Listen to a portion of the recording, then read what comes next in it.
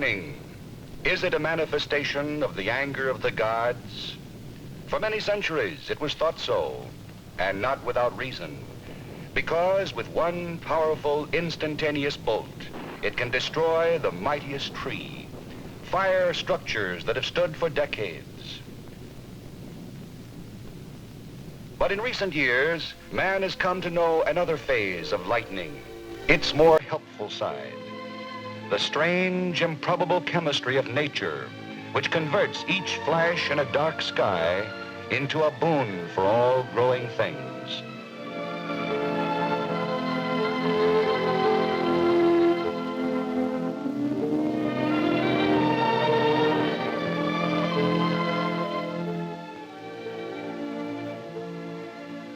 For if any one element may be considered the lifeblood of the Earth's production process, it is nitrogen. And lightning is nature's means of transmitting this vital force to the soil.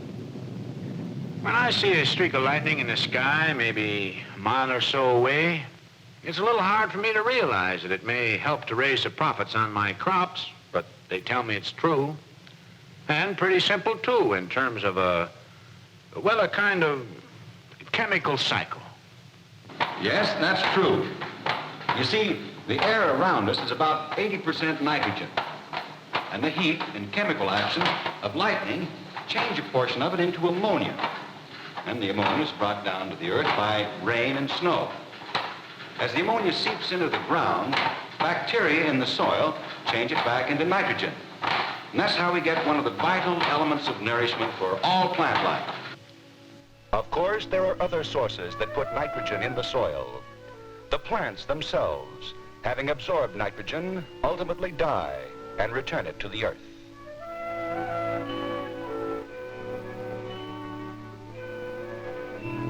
Legumes contribute their portion.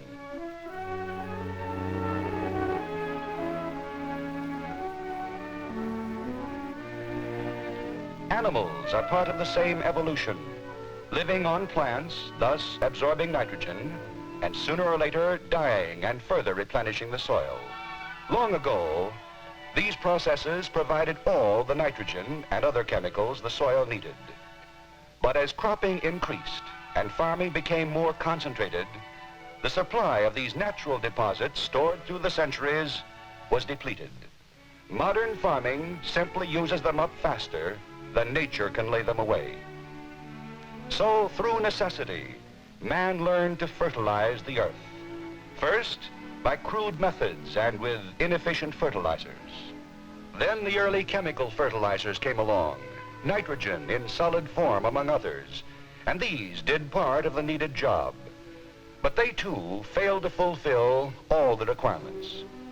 With small grains, such as wheat, when the needed amounts of nitrogen were applied, it received too much early growth and lodging occurred. And so, the search continued on. Finally, the solution for many crops, especially wheat, was found in anhydrous ammonia. This is nature's own method, identical in its effect with the action caused by lightning, but available in any quantity and under complete control. It was hard, though, sometimes, to convince farmers that this nitrogen in liquid form, applied as a gas, forced into the earth, would do the job. But from its earliest use, farmers who did listen and tried it found themselves with far better crops and bigger profits than they had ever known before. The process is as simple as it is sure. When the anhydrous ammonia is forced into the earth, it is immediately absorbed and held by the clay particles.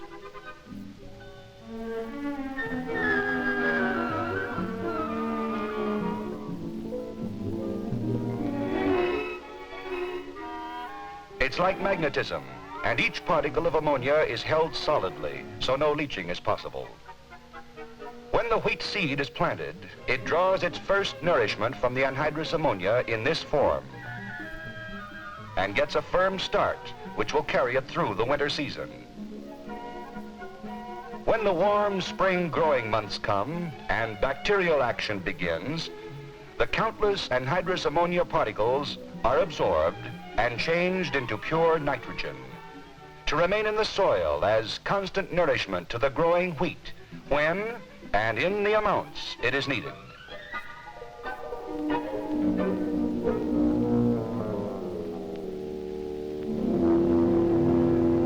That's what happens technically, but practically, you have to use it right. First thing is to take a soil test. Find out how much of what your soil needs. So much anhydrous ammonia, so much potash, so much phosphates. And when you work with small grains, better plow early. And get that anhydrous ammonia into your ground ahead of planting. That's what does the trick. But be sure, too, to have a complete starter fertilizer. Do it according to that soil test and it'll pay plenty of dividends. Anhydrous ammonia, when applied in the fall prior to the planting of winter wheat, then held in reserve by winter's refrigerating action, is released in spring to bring wonderful vitality and strength to flourishing fields of wheat. What does this mean in terms of profit? What yields can be expected? Let's take an actual case. We sent a reporter to a farm outside of Springfield, Missouri, to find out firsthand what happened where fall application of anhydrous ammonia was tried for the first time. This is the McCafferty farm just outside of Springfield, Missouri. Since 1928, the McCafferty brothers, Lester and Okel, have jointly operated this 400 acres of fine Missouri farmland. The main farm buildings are well off the road behind a grove of walnut trees. This wouldn't be considered one of the larger farms in the southwest Missouri area, but it's one of the best. The McCafferty brothers are representative of the modern, progressive American farmer. Both are leaders in the community. Lester McCafferty, aside from being a partner in one of the best farms in the area, is president of the local school board. And his brother Okel is considered by his neighbors to be an expert on farm operations. And the results they achieve on their farm speak well for the care and intelligence they apply on every operation. They seldom have a bad year because their methods are modern and equipment is of the best. And most important, Lester and Okel McCafferty know what they're doing.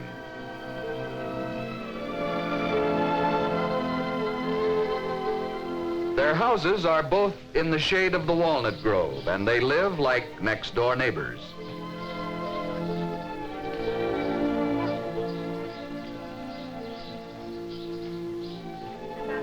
Lester and his wife are justifiably proud of Dorothy, their 13-year-old daughter.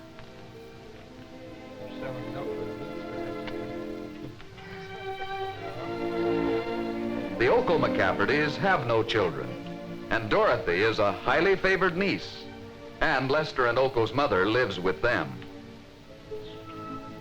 The whole family relationship is a pleasant reflection of farm life in our country today.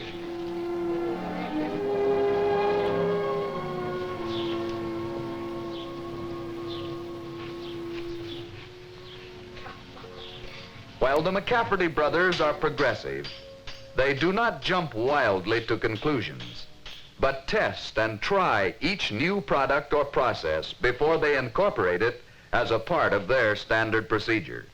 Lester, we understand you're using anhydrous ammonia this year. Yes, sir, that's right. We put anhydrous ammonia on our wheat last fall. Is this the first time you've ever used it? Yes, sir, that's the first time we've used anhydrous. We've heard of it before. It's been around here for 3 or 4 years, but we've never used it before until last fall. We put it on our wheat. Why did you decide to try anhydrous ammonia as a source of nitrogen? Well, as my brother said, we've been watching it for a while, and a couple of the fellows from the MFA came out last summer and talked to us about it, and they have been running tests on it, and it seemed to prove very satisfactory on small grain, so we thought we'd try it on our wheat. When exactly was that? Last of July, or possibly 1st of August, that Jim Scott and Paul Boris come down and talk to us about it. Well, Mr. McCafferty, I think we've taken up about enough of your time. We'd like to see you try it this fall. Well, how has it worked out for other people that have used it in the fall? The results have been outstanding for fall application on wheat. Several farmers all over the state of Missouri have run tests on fall application and have had outstanding results. Yields as high as 50 and even 60 bushels per acre. Well, you say apply it this fall. Ordinarily, we think that nitrogen applied in the fall would leach out pretty bad. What about that? Well, I tell you, that's one of the big advantages of anhydrous ammonia is that you do have less danger of leaching during the winter. The nature of the stuff is that it's held chemically to the soil particle. It takes bacterial action to release it. During the winter, when you have cold temperatures, you don't have bacterial action and it isn't released, so it's right there to go to work when it warms up in the spring. You have your wheat ground plowed. How many acres you going to put out? We're plowing our ground. We're going to sow 80 acres. That's our allotment. The McCafferty brothers' decision to try fall application of anhydrous ammonia on their wheat was the first of the series of simple but essential steps.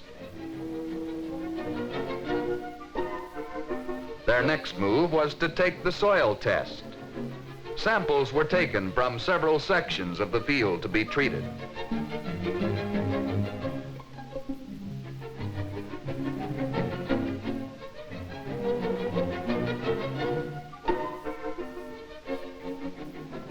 These were then sent to the county agent's office for analysis. In the laboratory, soil was tested to determine exactly what chemicals would be required to bring the field up to a high productive level. When the tests were completed, the county agent made his recommendation to the McCafferty. Now then, on field 2, 25 acres, your organic matter test shows 1 8/10% organic matter, and 144 pounds of available phosphate and 280 pounds of potash, which is adequate for any crop. And how much nitrogen? Well, for wheat, you could probably stand, we'll say, 40 pounds of actual nitrogen. That's not pounds of fertilizer, but pounds of fertilizer that will give you 40 pounds of available nitrogen, Mr. McCafferty. Well, if we use anhydrous ammonia... Well, with 80% nitrogen, actual nitrogen, you could use 50 pounds to the acre and get your 40 pounds of actual N. The next step was the actual purchase of the fertilizer from the MFA exchange in Springfield. Well, Bill, we came in to see about getting anhydrous ammonia to apply to our wheat land this fall. How much would you need? We need about 50 pounds to the acre. And how many acres? We've got 80 acres. 80 acres. Well, you'd want about 2 ton of it then, 4,000 pounds. And when would you want that? Well, you have applicators available? Yes, we have applicators, and you get out there about any time you want it. Well, in about the next week, something of the kind. All right. On the day they designated, the applicator arrived and the process of actually injecting anhydrous ammonia into the soil was begun.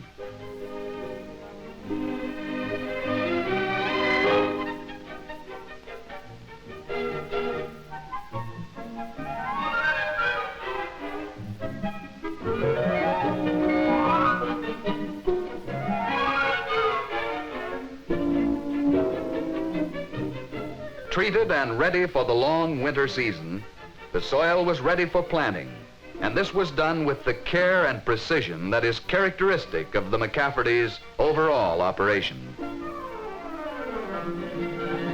By spring, the budding wheat gave the first indication of what was to follow. In the early stages, it was healthy and plentiful and looked good. This bright outlook continued through the subsequent stages of growth. The grain became increasingly firm and full as it developed. The fears of lodging were proved to be groundless.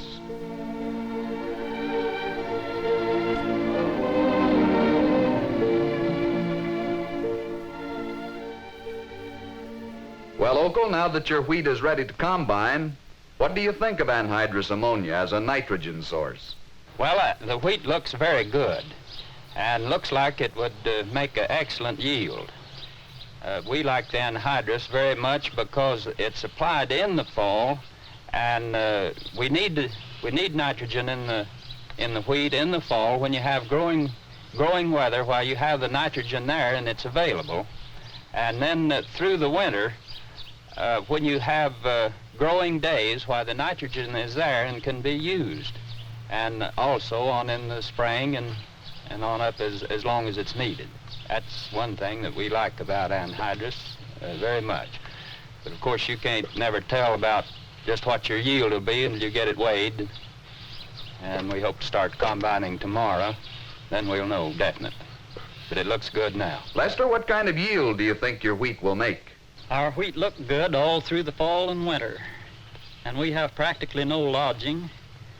And we can't be sure, though, until we get it combined. So we hope to start tomorrow. It was actually 3 days before the moisture content was low enough to begin combining. The McCaffertys have their own self-propelled combine and did all the work themselves.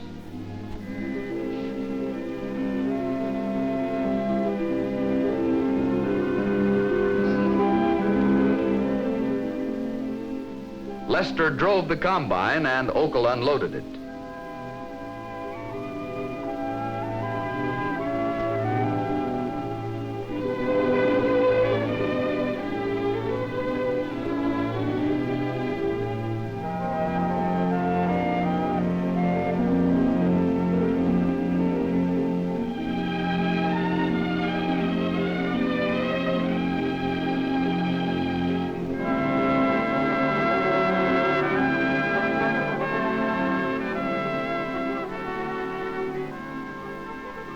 And Dorothy was always on hand with the water jug. At the end of the 5th day, the last wagon load was in.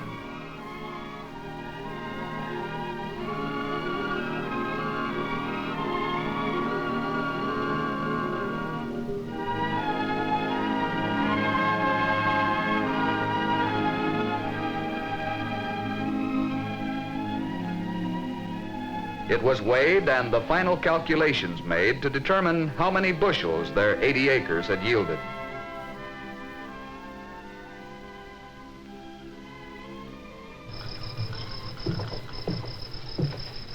£11,420. Well, 11,420 pounds. Let's see, that'll make about 3,600 bushel altogether on 80 acres. We'll figure about 45 bushels the acre. That's pretty good for our wheat this year.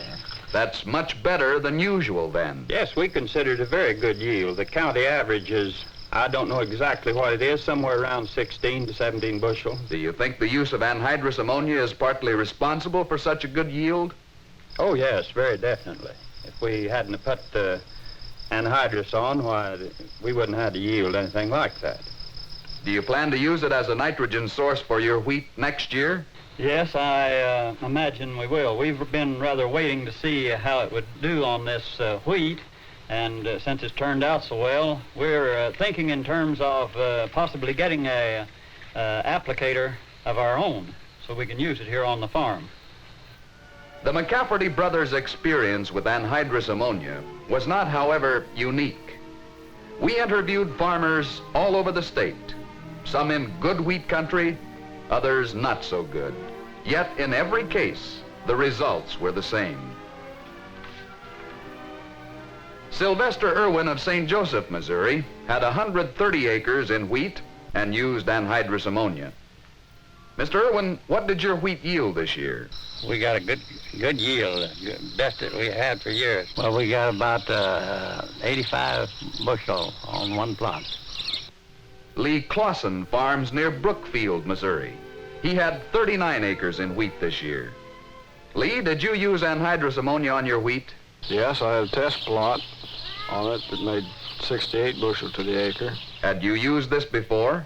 We used some last year on the corn and didn't raise much corn last year due to the drought, but had a 116 acre oat yield this year. Ted Van Landingham's farm is near Chillicothe, Missouri. Ted has had test plots of wheat treated with anhydrous ammonia before. Ted, what is your opinion of anhydrous ammonia as a nitrogen source? Well, I believe it's increased your yield, probably 15 bushel, maybe 20 bushel per acre.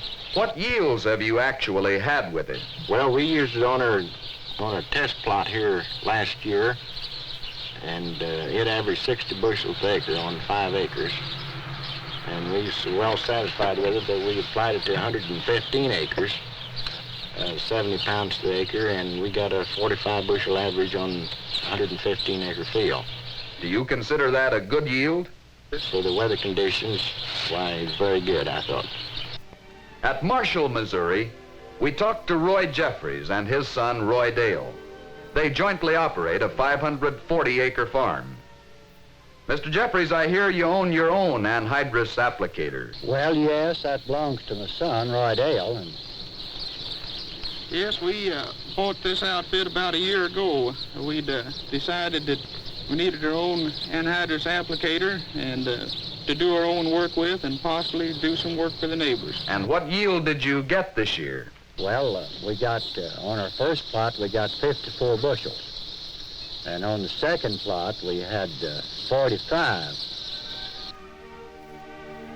And further south, near El Dorado Springs, Missouri, Chester Cole and his son Jim had 66 acres in wheat. Mr. Cole, did you try anhydrous ammonia on any of your wheat? Yes, we had one 5-acre patch that we stripped with anhydrous ammonia. How many bushels did the plot yield? 51 bushel. And where you didn't apply the anhydrous ammonia? Well, it averaged 29 bushel. And that was the story everywhere we went. All application of anhydrous ammonia brought better yields and higher profit without exception.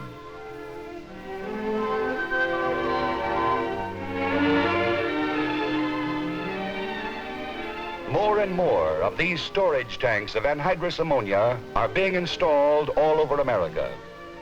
More and more applicators are available and in wider and wider use. And more farmers are adopting this sure, inexpensive fertilizer for use with winter wheat and other crops. Here are the benefits of lightning, where and when you need them. Not by whim of nature from a stormy sky, but on order, anytime. The result? More and better wheat, greater security and higher profits for the farmer, and a more reliable, ever-increasing source of food for America and the world.